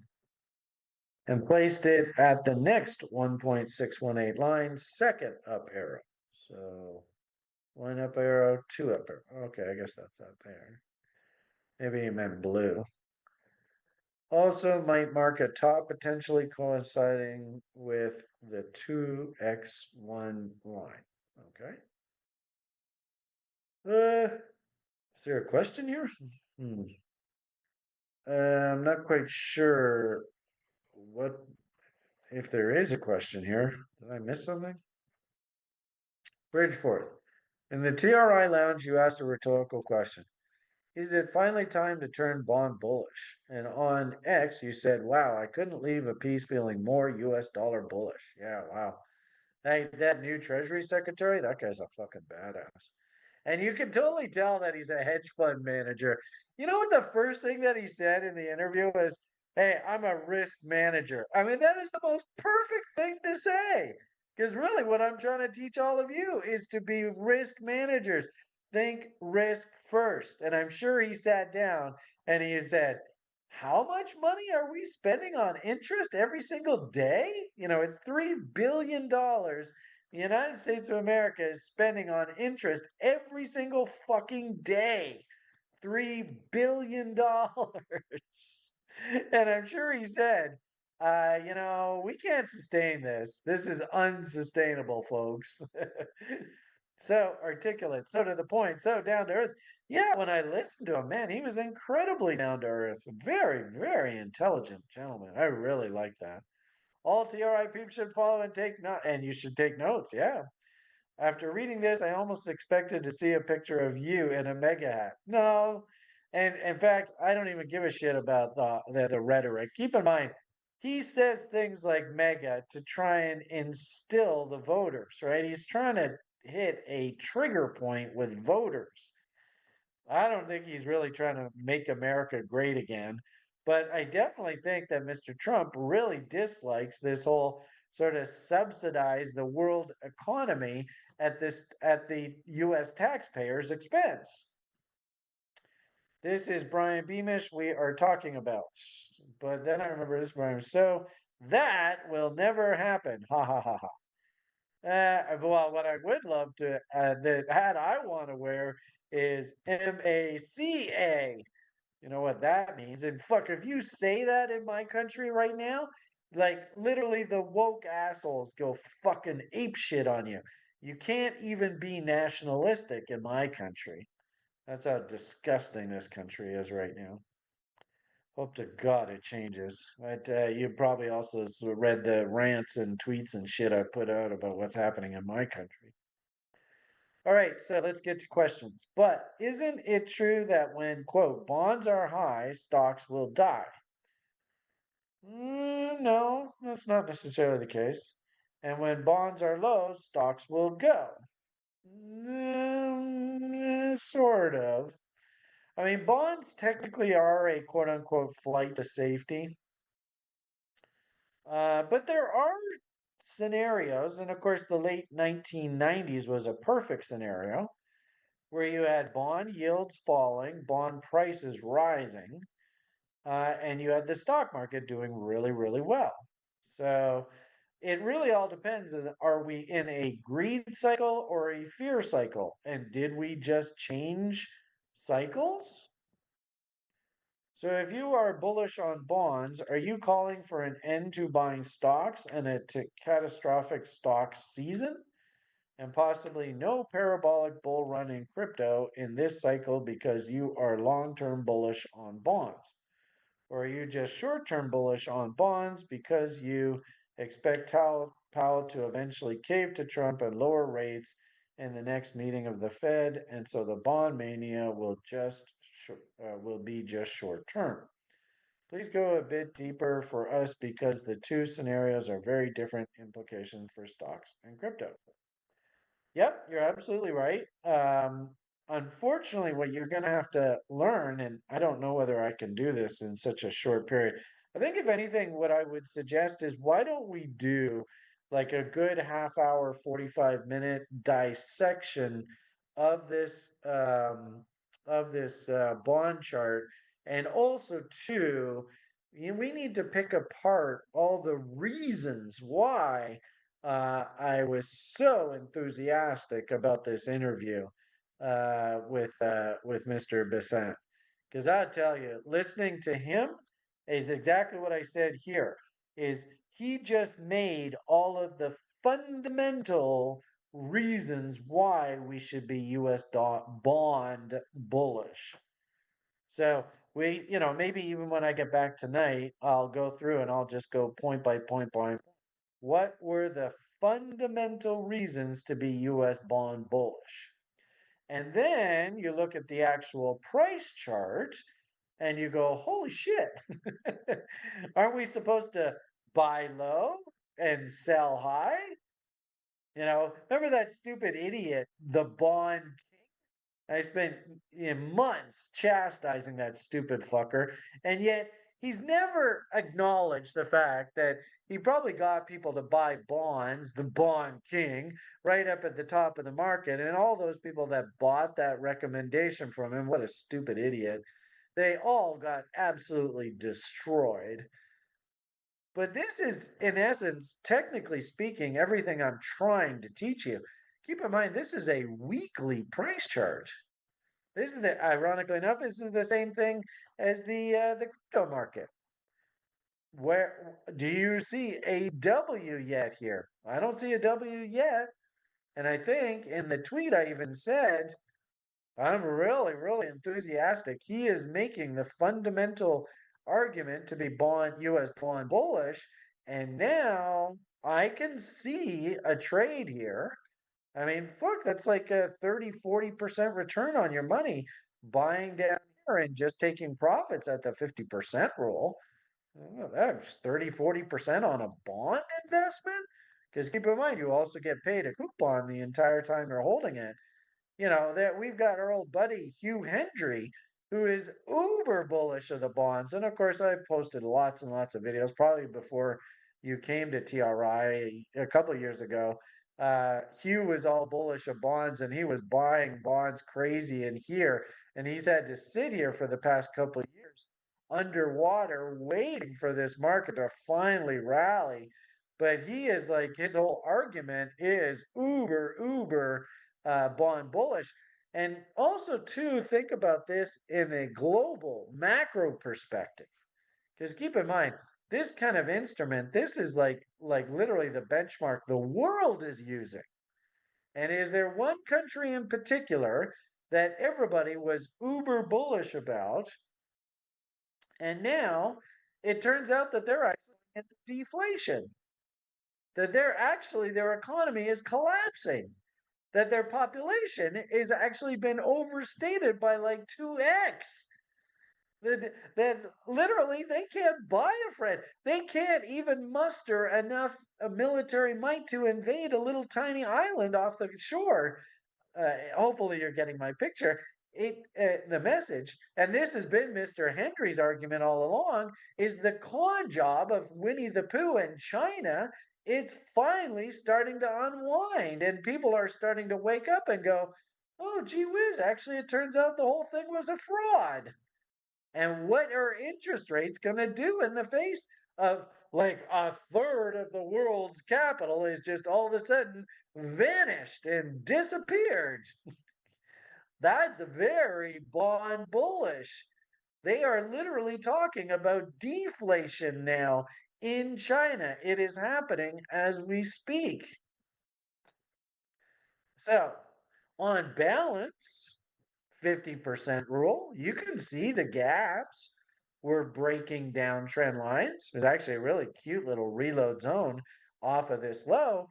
But as I've said to you before, and I think this is the key, and I really think, Mr. Bridgeforce, you have to continue the TRI education. You are not done when you finish the level one. The only people that would be done for TRI education, just doing the level one, would be those people that are strictly little old ladies. And all they wanted to do was just come and learn how to invest as a little old lady. But if you're having conversations about bond market and stock goes up, bonds go down, all that, you have to understand that stock and bond relationship is very, very different in a greed cycle versus a fear cycle. And we just transitioned. Most of you in the marketplace, you don't even know what a greed cycle even looks like, let alone the top of a greed cycle. So I think we're going to have to spend tomorrow, Mr. Bridgeforth, and circle back around and talk a little bit about what did the bond market do when the Nasdaq went absolutely crazy to all, bubble peak there in 1998, 1999, and year 2000. And then you'll understand that you can actually have situations where the bond market actually is rallying and doing well. And oh, by the way, lower interest rates is good fundamentally for the economy. Lower interest rates makes this stupid world of debt we live in actually sustainable. Higher interest rates and just keep issuing more and more and more bonds is going to lead to bankruptcy. Milton Friedman actually had a really cool piece that I saw the other day. And this was a joke Ronald Reagan made. And he said, us and the economy of just never ending debt and more and more and more debt, but no growth is like three people in a rowboat out on an ocean. And one person pulls out a shotgun and he starts blowing holes in the bottom of the boat. And the other two look at the first guy and they pull out their guns and they're saying, well, this guy's doing it. We might as well do it too. We're going to start blowing holes in the bottom of the rowboat. Now, what do you think is going to ultimately happen? And if one guy's blowing holes in the rowboat, maybe the other two can sit there and bail out the water that's coming in, try and keep ahead of the one. But if all three of them are blowing holes in the bottom of the rowboat, what do you think's going to happen? Damn rowboat's going to sink.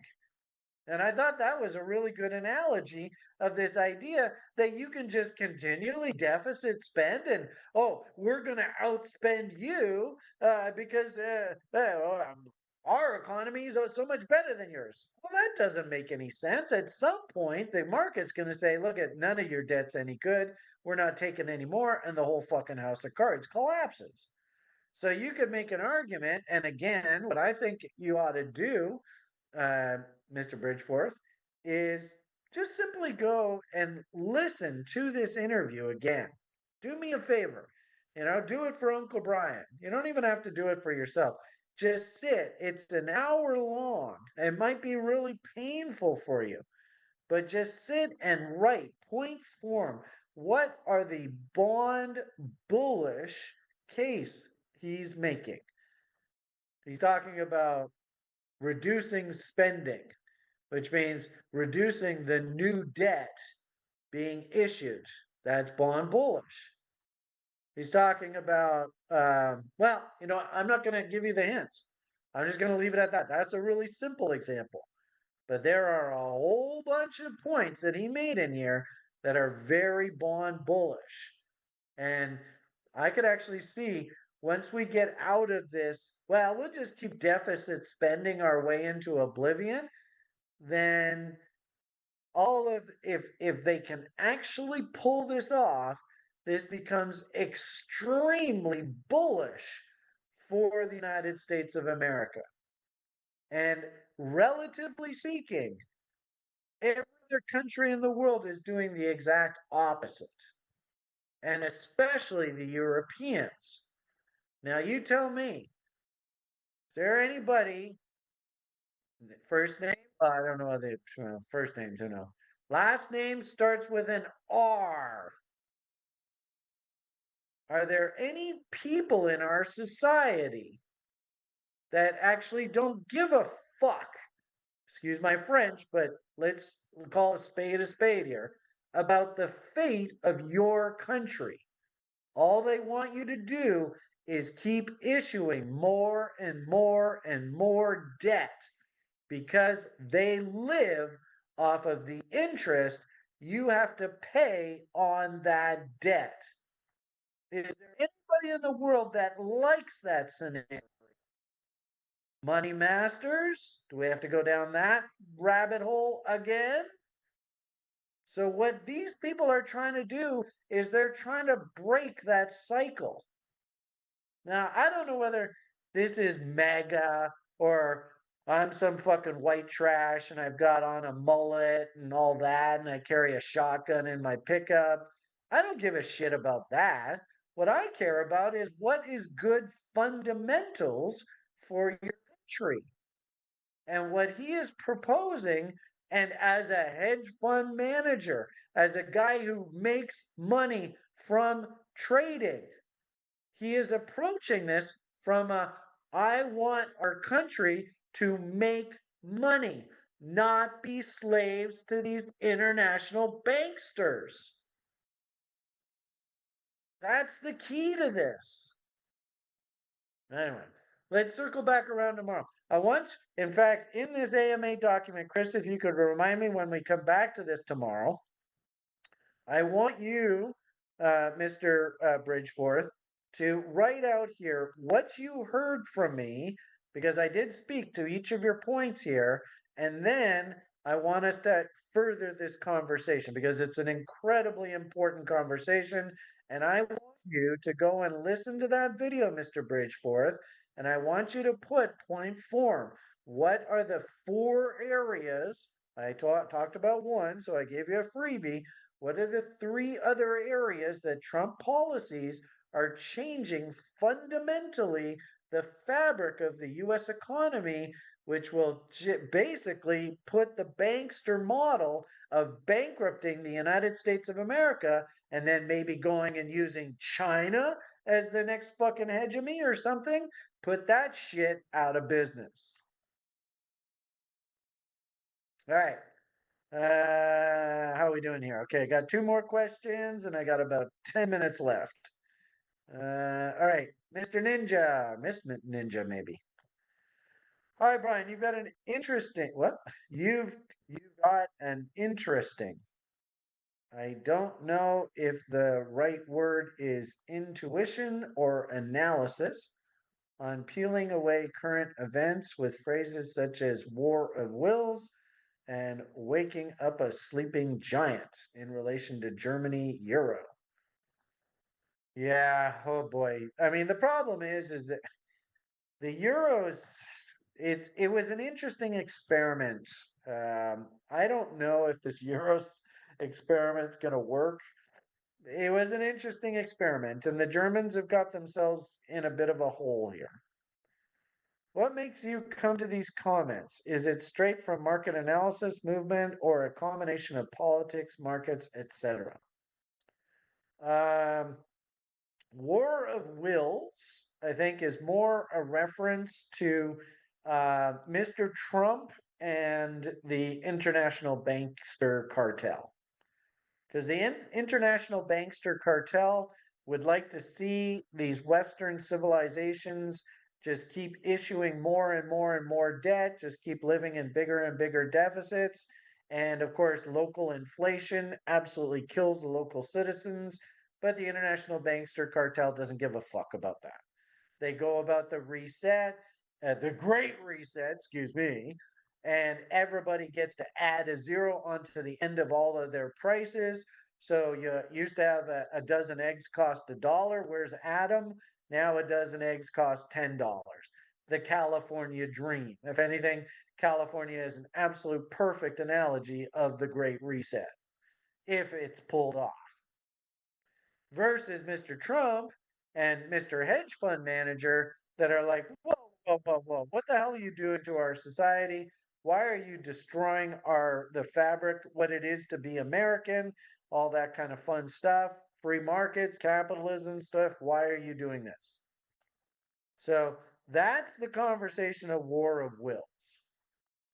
Waking up a sleeping giant, this is an interesting comment on following Weimar Germany. The German people themselves made a subconscious decision to never go down that same road again. They never wanted to get into a situation where the debt that must be serviced overwhelms revenues coming in. And so as a result, you become a slave to these international bankster cocksuckers. You know, obviously you're not going to win political points saying Adolf Hitler was a smart guy.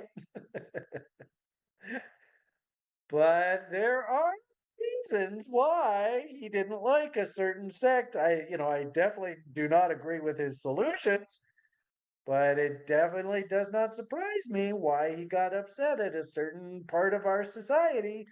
Think JC in the temple. Nothing has changed for thousands of years with us stupid humans. So the question here is, can the international bankster cartel actually break Germany's subconscious desire to never go down that debt road again? And the answer, I think, is maybe. Right now, if you look at Germany's debt to GDP, it is very, very low. And if the German population comes to the great conclusion, and who knows whether it's being encouraged by the international bankster cartel, name starts with an R, you know who I'm talking about, to leave that we are never going to be the slaves to the banksters ever again. If they leave that thinking, then Germany could turn into an absolute economic powerhouse and maybe become the next hegemony because they have a lot of spending room. Remember, I showed you the graphic in that daily brief when we looked at the relative debt to GDP and what I meant by waking up a sleeping giant. Frankly speaking, I believe it is in Germany's best interest to not go down that road. And every time countries go down this road, it always ends badly. And it sucks. And there somebody is saying on YouTube, they broke it. Germany will print money. And frankly speaking, that's pretty depressing. And I'm a bit saddened by that. All right, so that's my answer to you, Ninja. I don't know whether you like that or not, but that's my direct reply to those two statements. War of Wills is all about banksters versus Mr. Trump.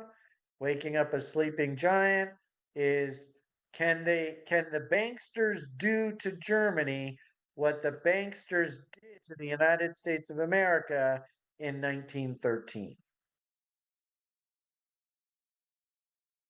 All right. Who rattled them in the public eye the past year? Conferences, interviews, interesting to see consideration of pandemic, i.e., everyone being locked up. 2% maybe discussed this during the daily briefs. Appreciate it, Mr. Beamish. All right. Well, listen to what I just had to say there, Ninja, and very much like Bridgeforth here. please come into this document, point form, put some notes about what you heard me say. And then if you have any follow-up questions, Brian, I didn't quite understand this or that, POTUS here, and we'll circle back around tomorrow. And this is the whole point of these videos, is to do exactly this, guys. So I'm very happy with these questions. This is good, right? The whole point here is you're just mining me for my, what's that say? Germany, I should have said. Okay, I'm not quite sure what that means. All right, number 5. Hey, Brian, question about January Barometer. Does that work apply every year, i.e., using the 4 weeks January study? Could you explain it? Thanks, Brian. It's, I'll just explain it in this regard. Is it the market is absolutely going to do this? No, it is not that whatsoever. Is it, well, this is how traders are feeling at through the month of January. Yes.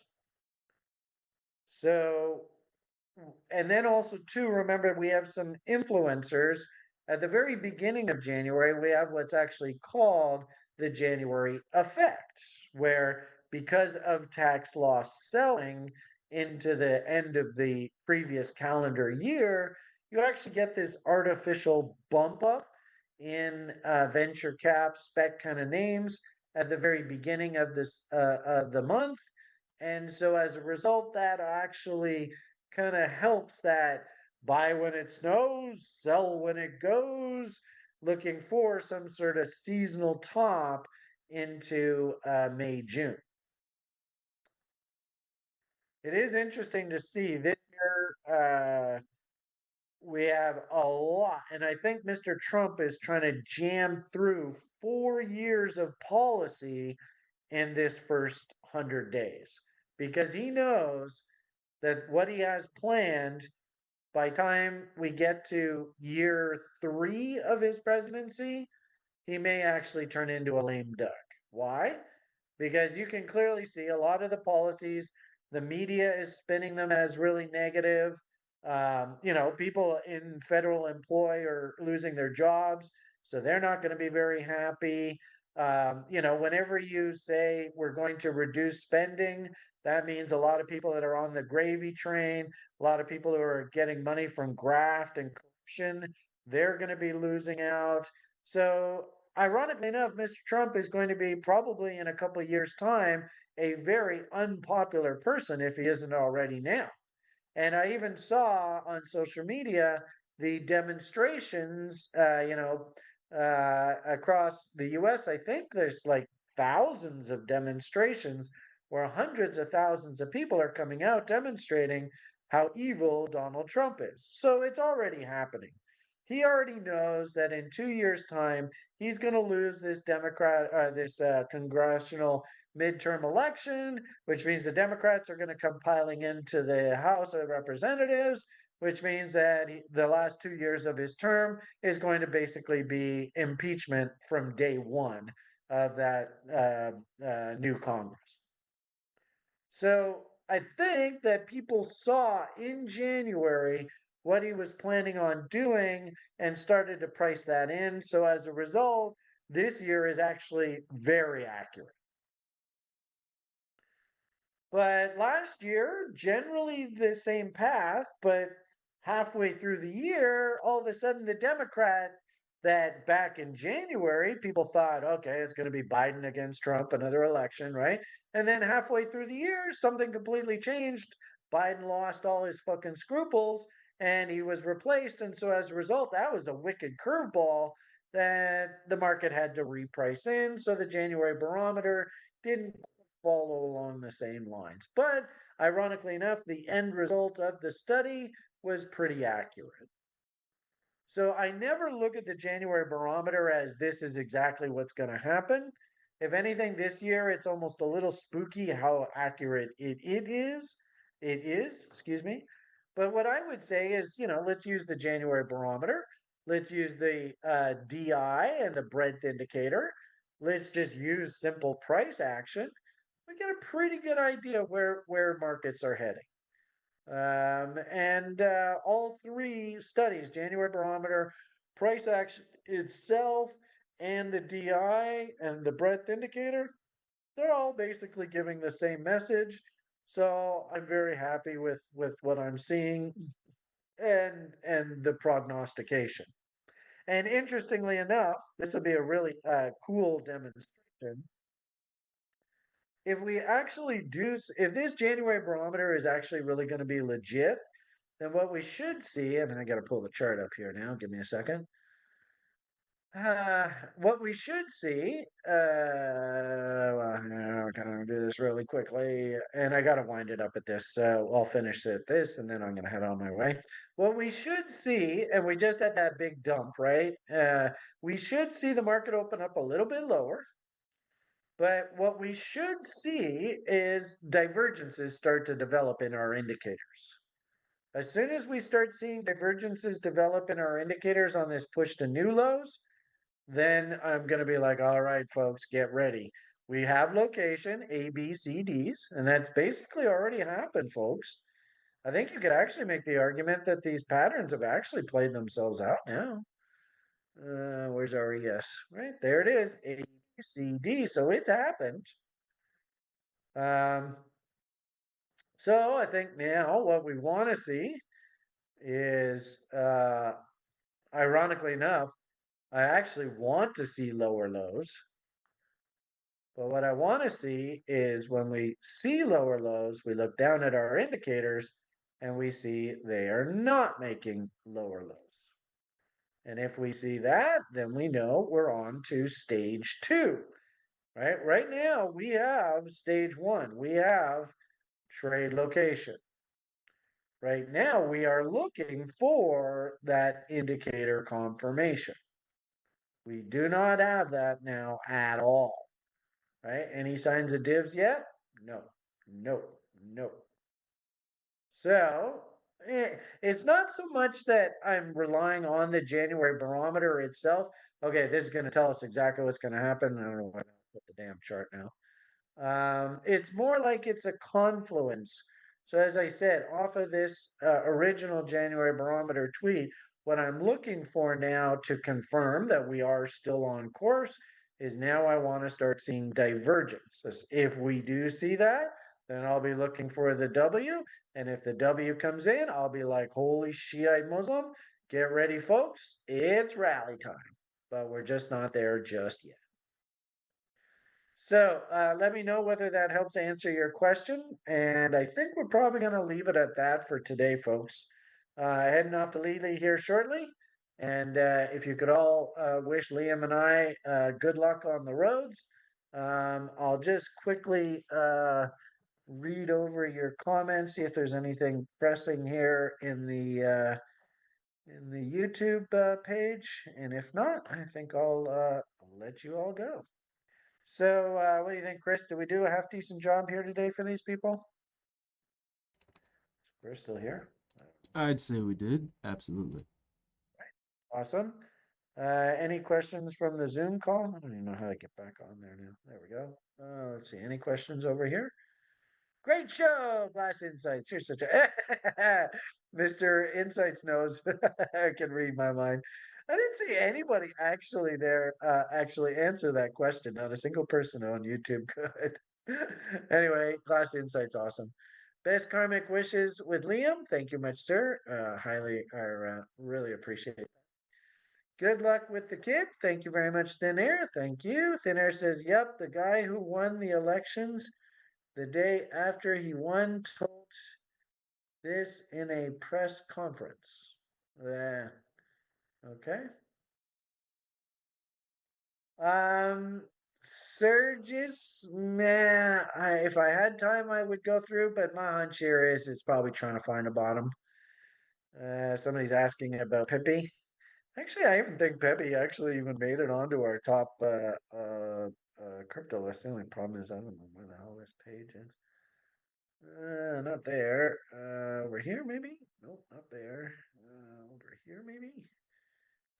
Nope, not there. One of these. Hey, there we go. Let's see. What do we got? All right, I don't see the crypto. Let's go crypto. Crypto tastes great. So what does Pepe say on our crypto? Pepe, it says, there it is, Pepe. It says, oh, it's pretty high up on the list. Let's see. This is where this is a bit frustrating. Now how am I going to do this? All right, it's right there. So there's Ethereum. It's the one right above Ethereum. All right, so attractive. Must be attractive. That's good. It's basically nothing. So if I could show you this all on one screen, it would be nice. Even Ethereum's attractive now. All right, there is your Pepe. So attractive. What else? Can I click on this? I don't think I can click on that. Let's go to our. Can we do it here? Maybe we can do it here. Hey, there it is, crypto. And where's Pepe? There's Pepe. Click. Yeah, it's down the bottom end of his range, always like that. Indicators. Now, actually, this is a good question for all of you. Let's finishing this off. I got to be out of here in 10 minutes. So let's see whether you guys can do this. So, do we have trade location? Everybody can see this Pepe chart on the screen here. So who can tell me, do we have trade location? Are we chasing an up market? No. So that's okay. Do we have trade location? So what does Brian do? Brian likes to buy against the bottom ends of ranges. Does that look like that's the bottom end of a trading range? Anyone? Bueller. Bueller. Hey, there's somebody answered. Yay. We can even do it over here. Actually, I don't want to lose this chart. So this one. Pepe. It's hilarious. Oh, how far did this come? Ah, there we go. There's the full screen. All right. Are we at or below reload zones? I tell you though, that profile. Uh-oh. That's scary. So, how do we say this? What market participant could buy this? Let's put it that way. What market participant could be a buyer here? Quick, quick, quick. Come on, you YouTubers. And of course, this is people who have taken our education program or know me. I've been barking at you guys for 10 years. What market participant could be nibbling away? Hint, hint, hint. There's your answer. Are we at or below reload zones? I gotta go here, folks. In 8 minutes, I literally have to hang up and walk out the door.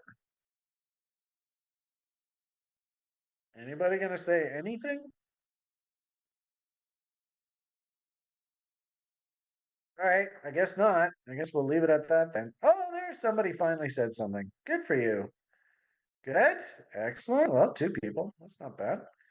So, if you're an Andy Nibbler, I don't have a problem with you buying that. How about market timers? Do we have how are we gonna do this? Do we have a W on the other side of this trend line? Not yet. Do we have indicator confirmation? Yuck. Oh, it's horrible. What I see here is up, down, up. Do I jump? Do I jump? Do I jump? Got a little bit of a sloppy one here, but that's so long ago. Geez, that's back in February. That's pretty old. So, no indicator confirmation there. How about RSI? Julian loves his RSI. What are we supposed to think if we see two M's in a row? Uh-oh, SpaghettiOs. There's one M there.